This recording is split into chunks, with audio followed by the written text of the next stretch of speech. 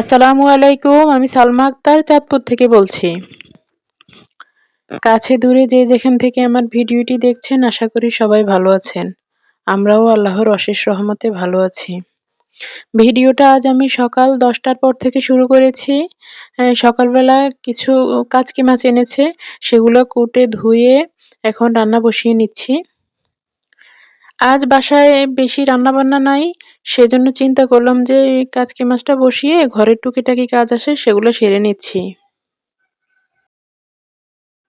রাতে ডিম এনেছিল, সেগুলো সেভাবে রেখে দিয়েছি। এখন ওয়াশ করে নিচ্ছি। ডিমের মধ্যে যে ময়লা থাকে সেগুলো যদি পরিষ্কার করে নেয়, ধরতেও কিন্তু স্বাচ্ছন্দ্য বোধ হয়। একটা ডিম আমি সিদ্ধ করে খেয়ে নেব। কাজের ফাঁকে যদি একটু কিছু খেয়ে নেওয়া যায় তাহলে কিন্তু শরীরেও এনার্জি পাওয়া যায়। কাজ করতে আর কষ্ট লাগে না। এই তো ডিমটা খেয়ে নিচ্ছি আর আপনাদের কাছে শেয়ার করে নিচ্ছি। খাওয়াতে তো পারবো না, দেখালে ক্ষতি কিসের? আমি সবসময় এক কাজ করতে করতে আরেক কাজে চলে যাই। এই তো ডিমগুলো সবগুলো শুকিয়ে গিয়েছে, এখন আমি ফ্রিজে রেখে দিচ্ছি।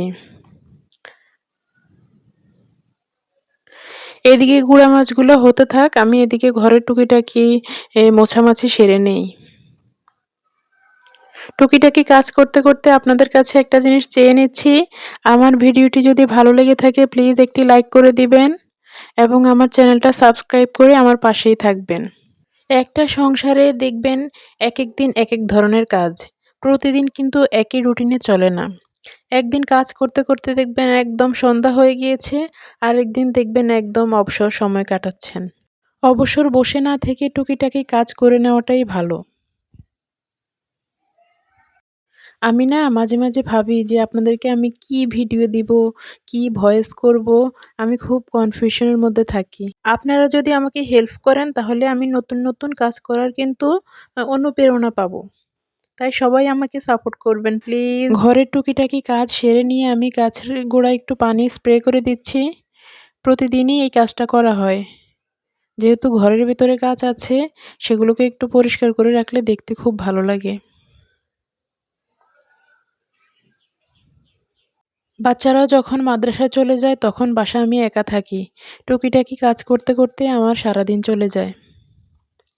আমি সবসময় চেষ্টা করি আমার বাচ্চারা ঘরে আসার আগে আমার সকল কাজ সেরে নেওয়ার জন্য। ওদের একটু যদি সময় দেই তাহলে আমারও ভালো লাগে, ওদেরও ভালো লাগবে।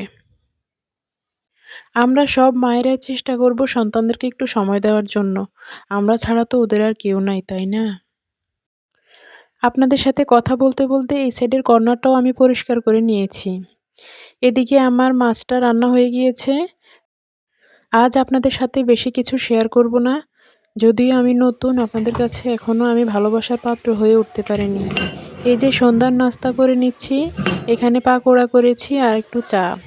খেতে খেতে আপনাদের কাছে বিদায় নিয়ে নিচ্ছি। সবাই ভালো থাকবেন, সুস্থ থাকবেন। আল্লাহ হাফেজ। আসসালামু আলাইকুম।